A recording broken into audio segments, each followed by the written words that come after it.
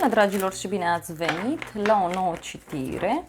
De această dată te invit la o citire generală, iar dacă ai intrat pe acest videoclip, înseamnă că ai aici cu siguranță un mesaj pentru tine și se pare că a început citirea. S-au întors câteva cărți. Bun. În primul rând, văd că în momentul de față simt aici o energie foarte puternică. Este o energie de un nou început, o energie legată de o furtună de gânduri, o furtună de lucruri care se petrec. Și mai văd o persoană foarte indecisă. Da? Pe neașteptate, văd aici că ori vrei să-ți iei o pauză, ori pe neașteptate a apărut aici o problemă de sănătate sau o pauză neașteptată. Văd faptul că te afli într-o perioadă a vieții tale în care ai parte de foarte multe surprize, sunt tot felul de lucruri plăcute care ți se întâmplă. Dacă ești o persoană singură, foarte rapid să știi că apare cineva în viața ta sau văd că e posibil să fi cunoscut deja această persoană și să te fi pus puțin pe gânduri, pentru că ți-a dat tot felul de idei noi, ți-a spus tot felul de lucruri extrem de interesante, care te-au făcut să-ți schimbi puțin perspectiva asupra vieții și asupra lucrurilor.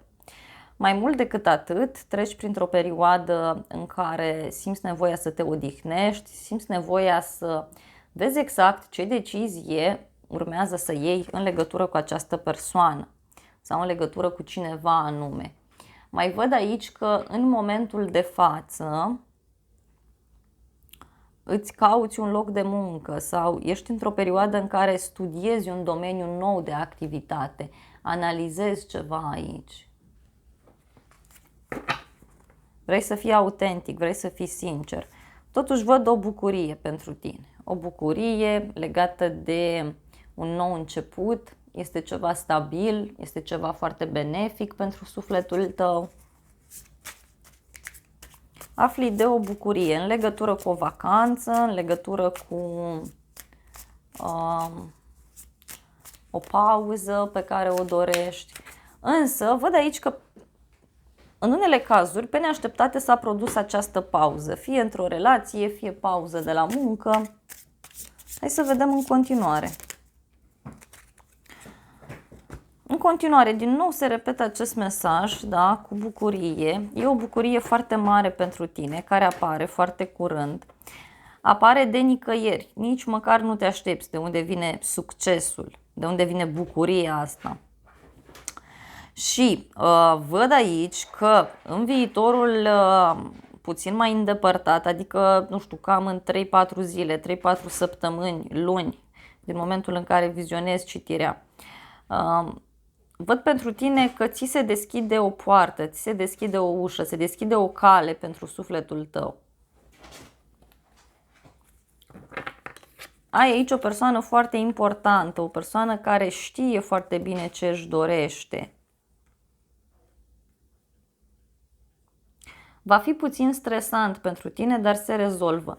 Dacă ești într-o relație în care aștepți un răspuns de la partener, răspunsul este pozitiv, vine foarte rapid către tine, însă foarte curând persoana asta la care tu te gândești trece prin niște transformări mari sau tu treci prin niște transformări. Ai început un proces de mult timp și acum îl poți finaliza, sau ai început un proiect de mult timp și urmează aici o finalizare, dar e foarte pozitivă, e foarte productivă pentru tine, adică îți intră bani sau te simți cumva diferit. Hai să vedem despre ce este vorba cu această noutate. E un domeniu în care tu nu prea cunoști multe sau e o persoană pe care nu cunoști foarte bine. E o situație care nu știi unde te duce, dar tu ești pregătit să mergi acolo. Mai ales că este ceva ce te pasionează foarte mult, este ceva ce te determină să trăiești viața intens. Pur și simplu deodată așa îți vine să-ți schimbi viața radical. Îți vine să spui gata, îmi dau demisia sau gata, vreau să închei această relație. Pentru că aici e clar că apar foarte multe schimbări, da, pentru tine. Apar foarte multe transformări. Dacă ești într-o relație în care lucrurile nu prea mai funcționează, Aici să știi că în momentul de față lucrurile deja sunt decise și e o perioadă foarte intensă în care ori relația se închide definitiv, ori oricum ar fi așa cum este nu mai poate funcționa, se cere o schimbare, se cere o redresare. Mai văd aici și o atracție la prima vedere, o dragoste nebunească, atracție mare între voi. Asta dacă ești împreună cu cineva.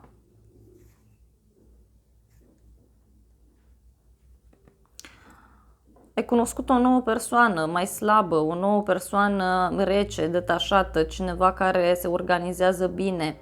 Poate să fie o persoană care lucrează la stat sau o persoană care poartă uniformă. O decizie importantă văd aici care s-a luat sau care se ia. Hai să vedem în continuare. Despre ce trebuie să cunoști. Ia uite. Primești o invitație aici pentru a petrece timp împreună cu această persoană sau pentru a petrece timp de calitate cu un prieten, cu cineva din familia ta. Și văd aici o după-amiază petrecută împreună, o seară petrecută împreună. Da? Văd o întâlnire romantică, dar o întâlnire în cadrul căreia apar și niște discuții.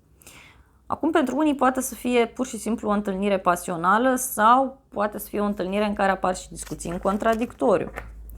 Te văd foarte gânditor sau foarte gânditoare în viitorul apropiat, la o poveste de iubire în care tu te afli sau chiar în general la dragostea ta, de ce nu mai apare cineva sau de ce nu se întoarce persoana la care te gândești. Îți vei lua așa un moment de repaus, ți-am spus, sau te vezi cu o persoană, depinde de fiecare ce faceți. 6 de bâte, hai să vedem.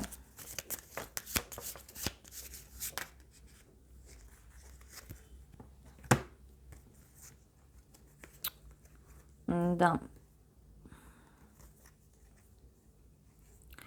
Deci e clar că, uite, e ceva ce s-a amânat de foarte mult timp. E o situație dificilă și această poveste în sfârșit se clarifică. E o situație care a mers foarte încet, da? Poate partenerul a avut de luat o decizie și tot a amânat-o și acum o ia. La muncă ai așteptat ceva mult timp și acum în sfârșit vine răspunsul. Iar dacă ești o persoană singură, să știi că apare cineva, dar e o persoană care îți va da pur și simplu lumea peste cap. Da? Îți va da pur și simplu lumea peste cap.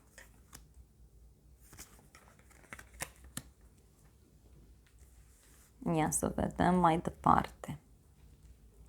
Da. Pentru că e o persoană foarte diferită. Revin la cei care sunteți într-o relație. Mă refer, nu sunteți despărțiți sau ceva. Pentru că aici e clar că un compromis se rupe. Da, un compromis se rupe.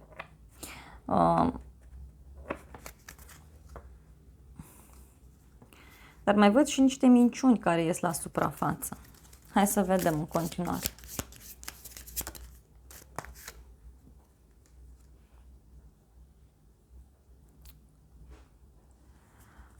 În viitorul puțin mai îndepărtat, văd aici că cei mai mulți dintre voi veți avea parte de o scurtă perioadă în care o să vă gândiți iar la trecut. Da? Ori iar apar acele traume, acele probleme care au fost în relație și ori tu ți le amintești, ori persoana iubită.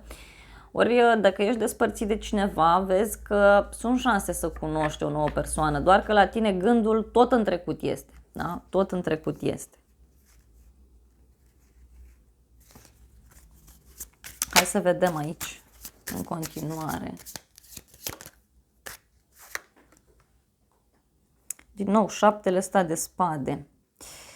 Dacă bănuiești că ai o persoană prin jurul tău care te minte, să știi că, na, cam așa este, pentru că aici e clar niște minciuni care vor ieși la suprafață. Aici vei avea o discuție cu cărțile pe față cu persoana asta, nu durează foarte mult. Și mai mult decât atât, urmează o perioadă în care vei avea un moment în care îți vei dori așa iar să stai puțin singur, pentru că pur și simplu nu o să-ți vină să crezi aici. Pe de altă parte văd o bucurie mare legată de bani, adică oricum se compensează energiile. Hai să vedem cei cu 7 de spade, despre ce e vorba.